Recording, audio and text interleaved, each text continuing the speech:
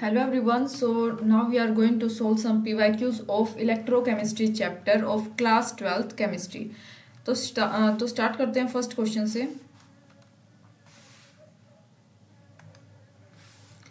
Following limiting molar conductivities are given as, हमें limiting molar conductivities दे रखी हैं, ठीक है, ये 4 दे रखी हैं, 3 दे रखी है, तो हमसे किसकी पूछी है, CH3 C double bond OH will be, तो हमसे इसकी क्या पूछी है, लिमिटिंग मोलर कंडक्टिविटी, ठीक है।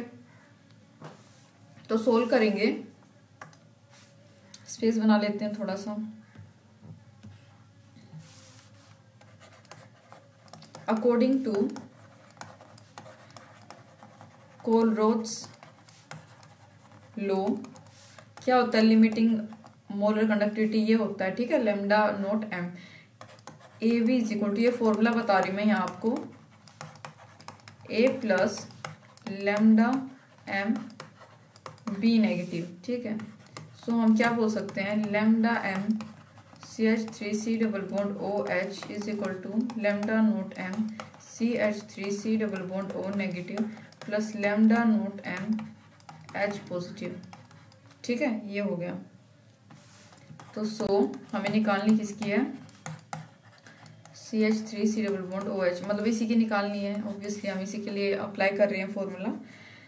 तो यहाँ पे हमारे पास क्या आएगा, is equal to delta not M CH3C double bond OK plus half lambda note m H2SO4, जो कि गिवन है पूरा, जो हमें दे रखी है मोलर कंडक्टिविटीज K2SO4, ठीक है। तो हम लिख सकते हैं Z plus x upon 2 minus y upon 2 is equal to क्या आएगा, Z plus x minus y upon 2, यानी कि हमारे पास आंसर आ गया है ये। तो अभी देख लेते हैं कौन सा करेक्ट आंसर है according to our formula.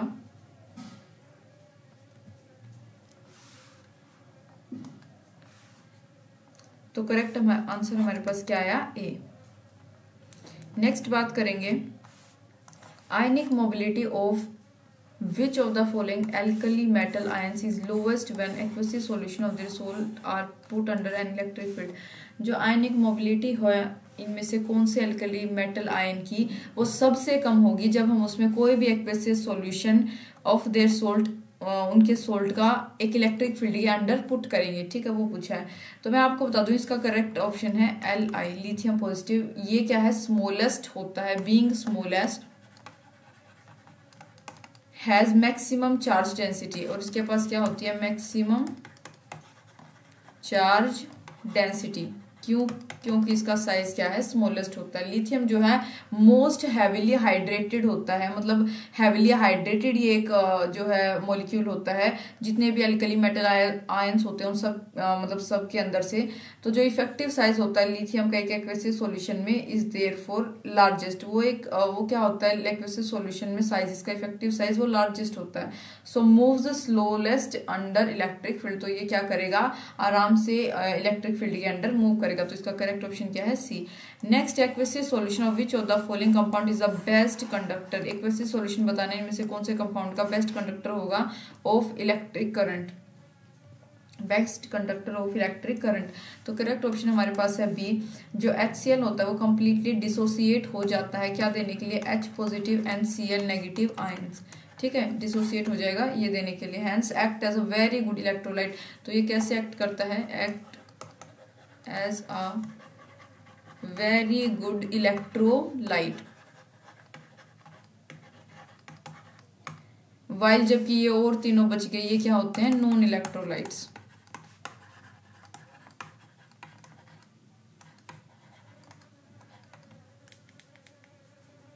Next है fourth question, at 25 degree Celsius 25 degree Celsius पे जो मोलर कंडक्टेंस है ऑफ 0.1 मोलर एक्वेसियस सॉल्यूशन की ऑफ अमोनियम हाइड्रोक्साइड वो कितने 9.54 ओम, ठीक है, centimetre square mole. And at infinite dilution पे अगर बात करी जाए उसकी मोलर कंडक्टेंस की वो कितनी है 238 ओम। तो डिग्री या फिर आयनाइजेशन की बात करें अमोनियम हाइड्रोक्साइड की at the same concentration and temperature is, तो वो क्या होगी, वो हमसे यहाँ पे पूछा गया। देखो सिंपल है, ये फॉर्मूला होता है किसका, इन्फिनिटी अपॉन एम, किसका फॉर्मूला होता है ये, मोलर कंडक्टेंस का। ठीक है, तो यहाँ पे हम पुट करेंगे, दे रखा है 9.54 अपॉन कितना दे रखा है 238। सोल्व करोगे आपके पास आंसर आएगा बी। ठीक है, 4.008%। नेक्स्ट है जो लिमिटिंग मोलर कंडक्टिविटी है NH4OH की इज इक्वल टू, वो किसके इक्वल होगी, स्पेस बना लेते हैं थोड़ा सा।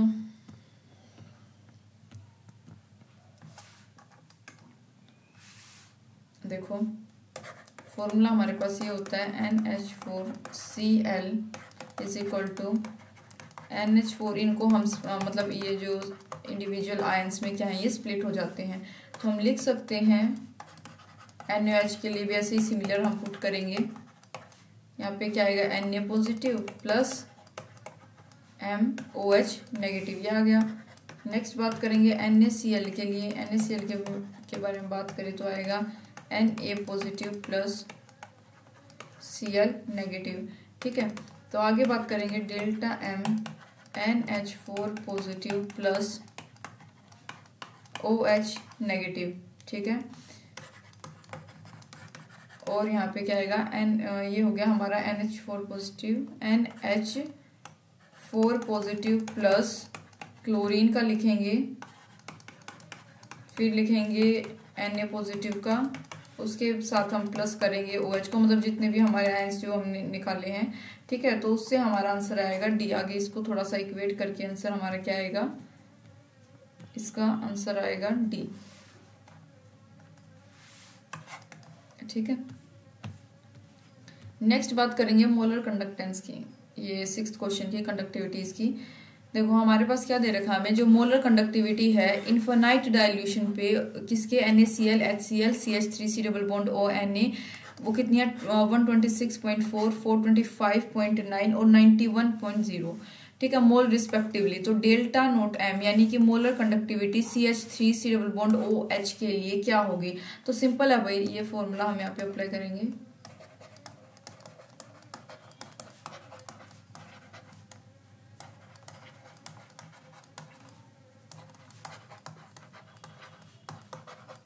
हमने क्या किया है, सारा इक्वेट किया है, तो हमें इन तीनों की दे रखी 91 126, मतलब यहाँ पे लिखेंगे हम 91 प्लस 425.9 माइनस 126.4, यानी कि आंसर आएगा 390.5, यानी कि आंसर क्या आएगा इसका डी।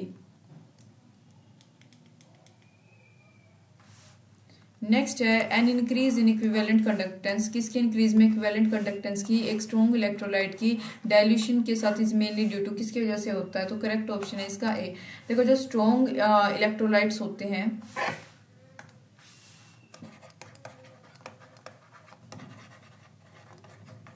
स्ट्रॉन्ग इलेक्ट्रोलाइट्स जो होते हैं भाई वो कंप्लीटली क्या हो जाते हैं आयनाइज्ड,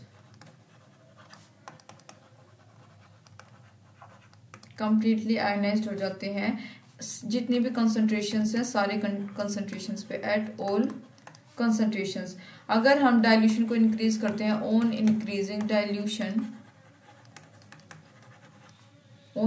डाइल्यूशन, जो नंबर है, नंबर ऑफ आयंस वो क्या रहते हैं, remains the same, but ionic mobility जो है,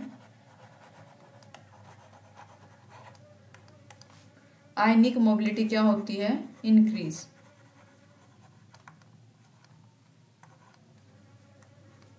ठीक है, तो मैंने क्या बताया, देखो स्ट्रॉन्ग इलेक्ट्रोलाइट के केस में स्ट्रॉन्ग इलेक्ट्रोलाइट्स जो होते हैं वो कम्प्लीटली आयनाइज हो जाते हैं, जितने मतलब सभी कंडीशंस पे और कंसंट्रेशंस पे।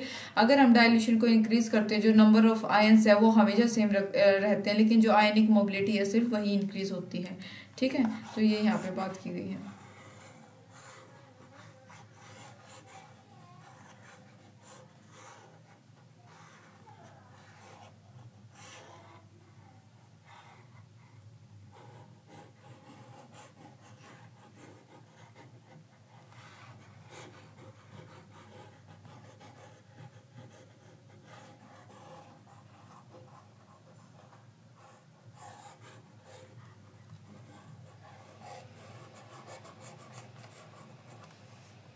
नेक्स्ट हम बात करेंगे 8th क्वेश्चन की। विच of the following expressions correctly represent the equivalent conductance at infinite dilution of Al2SO4 given that क्या दे रखा है Al3 पॉजिटिव और ये दे रखा है मतलब इनके मतलब जो डिसोसिएटेड आयंस दे रखे हैं। are the equivalent conductances at infinite dilution of the respective ions। so बताना, देखो जो इक्विवेलेंट कंडक्टेंस होते हैं किसी भी इलेक्ट्रोलाइट की इनफाइनाइट डाइल्यूशन पे इज गिवन बाय, वो कैसे दी जाती है, जो सम होता है इक्विवेलेंट कंडक्टेंस का of the respective ions eight infinite dilution. तो इसका करेक्ट ऑप्शन क्या होगा भाई, मैंने सम बोला है तो इसका करेक्ट ऑप्शन क्या होगा, सी, जो हमें ऑलरेडी गिवन है। ठीक है, यही आएगा। इन जो हमें दे रखी है कंडक्टिविटीज, इक्विवेलेंट कंडक्टिविटीज, इनका सम जो होता है वो क्या होता है इनफाइनाइट डाइल्यूशन पे जो है इसका अपना इक्विवेलेंट कंडक्टेंस और रिस्पेक्टिव आयन जो इक्विवेलेंट कंडक्टेंस होता है एक इलेक्ट्रोलाइट का वो यही होता है।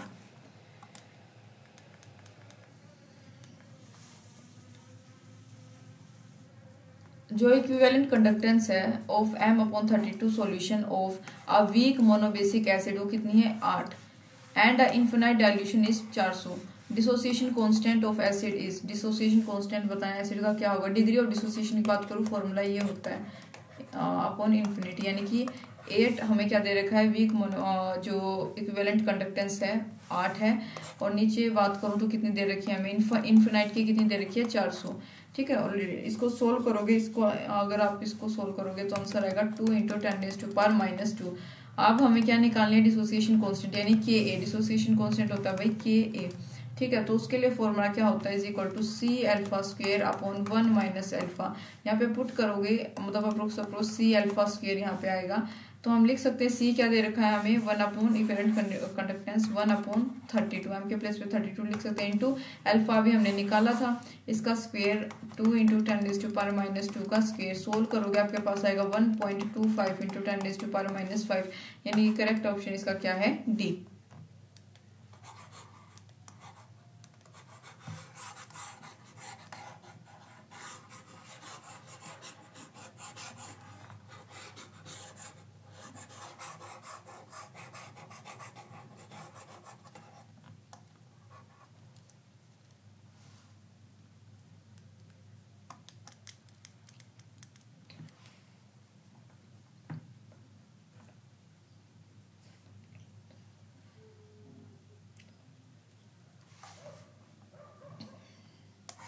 कोलरोच लॉ जो है वो क्या स्टेट करता है,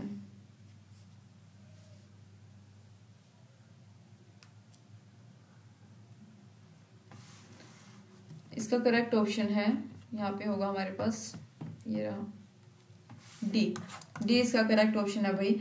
देखो कोलरोच लॉ स्टेट करता है कि इनफाइनाइट डाइल्यूशन पे जो भी मतलब ईच आयन जो है मतलब हर एक आयन माइग्रेट करेगा independently of its co ion and contributes to the total equivalent conductance, मतलब कि इंडिपेंडेंटली हर एक आयन जो है माइग्रेट करेगा of an electrolyte a definite share which depends only on its own nature. तो यहाँ पे हमारे पास करेक्ट ऑप्शन क्या है ये infinite dilution each ion makes definite contribution to the equivalent conductance of electrolyte whatever B.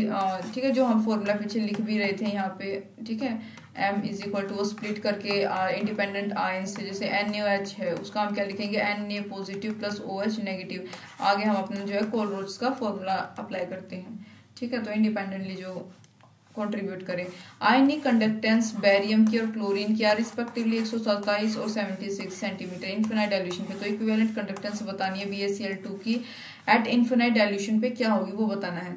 देखो जो ionic conductance या इक्विवेलेंट कंडक्टेंस होती है वो कैसे दे रखी है हमें, जूम कर लेते हैं थोड़ा सा।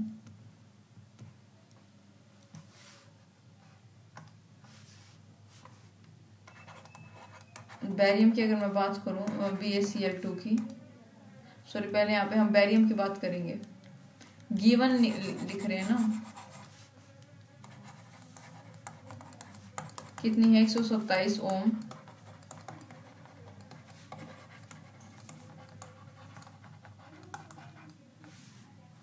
अगर मैं क्लोरीन की बात करूं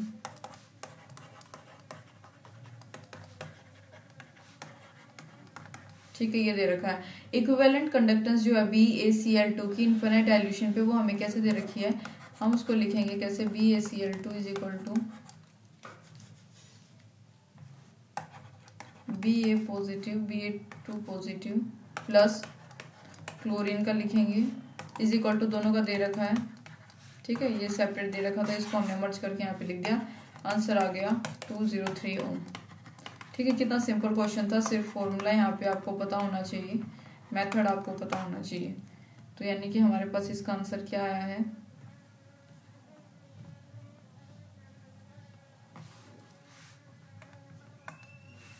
11th का बी।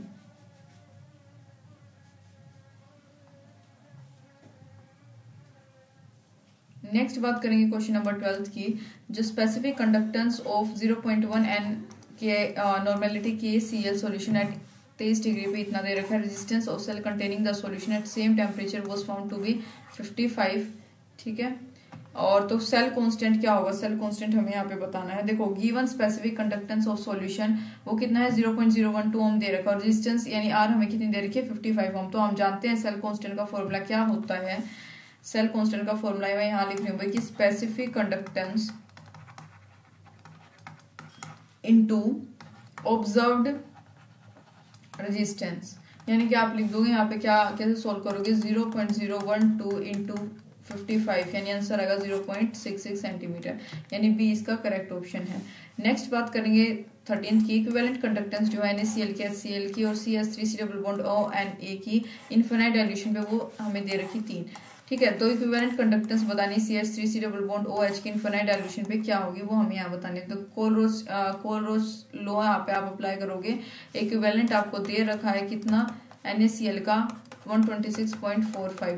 ठीक है, आप फर्दर NaCl को Na पॉजिटिव और Cl नेगेटिव में स्प्लिट करोगे, आ जाएगा। HCl को भी ऐसे स्प्लिट करोगे, CH3 को भी यहाँ पे करोगे, तो फिर ऐड कर देना सेकंड और थर्ड को, और सब्ट्रैक्ट कर देना पहले जो हमारी इक्वेशन थी उसको, उनमें से आंसर आपके पास आएगा C। सिंपल, आपको देखो कोलरोज के हम अभी 3-4 क्वेश्चन कर चुके हैं, तो उसी फॉर्मूले से आपको यहाँ भी आंसर निकाल लेना है।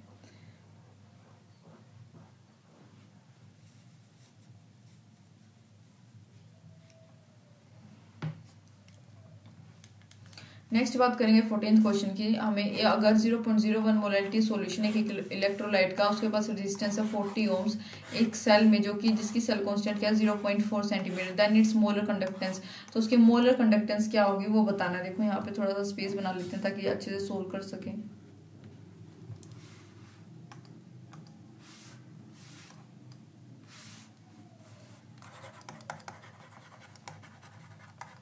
अगर मैं गिवन मोलरिटी की बात करूं तो कितनी, 0.01 एम। ठीक है, रेजिस्टेंस की बात करूं 40 ओम। ठीक है, सेल कांस्टेंट यानी कि 1/A इज इक्वल टू क्या होगा, 0.4 सेंटीमीटर इंटू 1। स्पेसिफिक कंडक्टिविटी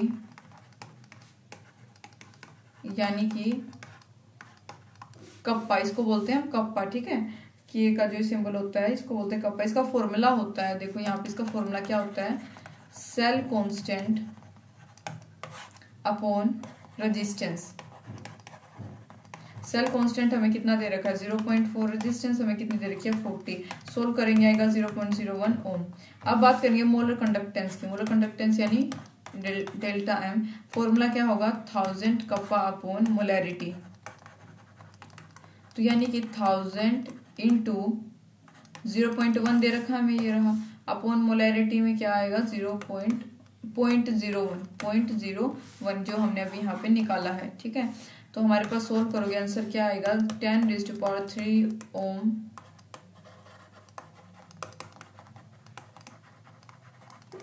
ठीक है, तो ये आ जाएगा आंसर।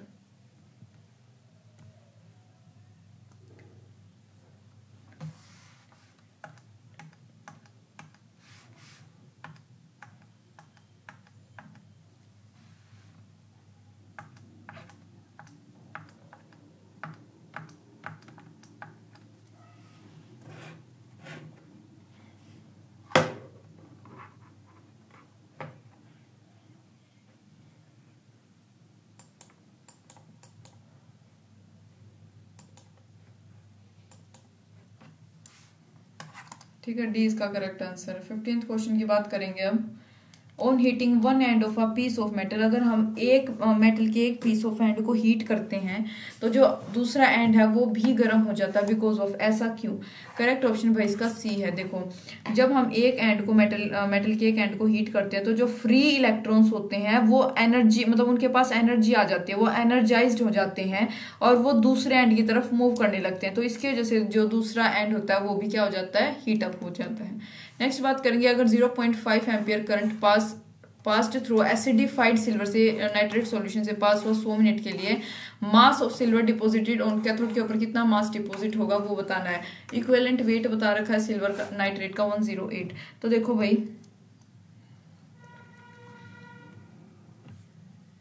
थोड़ा सा स्पेस ले लेते हैं।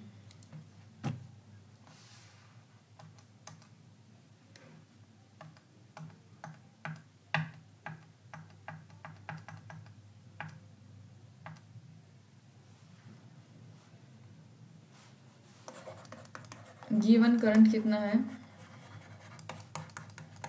यानी I 0.5 एम्पियर, टाइम दे रखा है कितना 100 मिनट्स, सेकेंड में करेंगे इंटू 60 इक्वल टू क्या आएगा 6000 सेकेंड्स। इक्विवेलेंट वेट कितना दे रखा है सिल्वर नाइट्रेट का 108, फॉर्मूला होता है EIT/96500। ये फॉर्मूला आपको याद रखना है। यहाँ पे E108, I current 0.5, time 6000 second upon 96500, answer आ जाएगा 3.3575 ग्राम।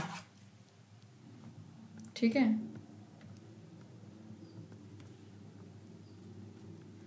यानी आंसर की अगर मैं बात करूँ तो हमारे पास क्या आएगा, बी। सिंपल फॉर्मूला अप्लाई करना था। नेक्स्ट हम बात करेंगे 17th क्वेश्चन के, विच of the following is an insulator. इसमें से इंसुलेटर बताना। इंसुलेटर वो होता है जिसके अंदर से भाई हीट या इलेक्ट्रिसिटी पास ना हो सके, डज नॉट पास।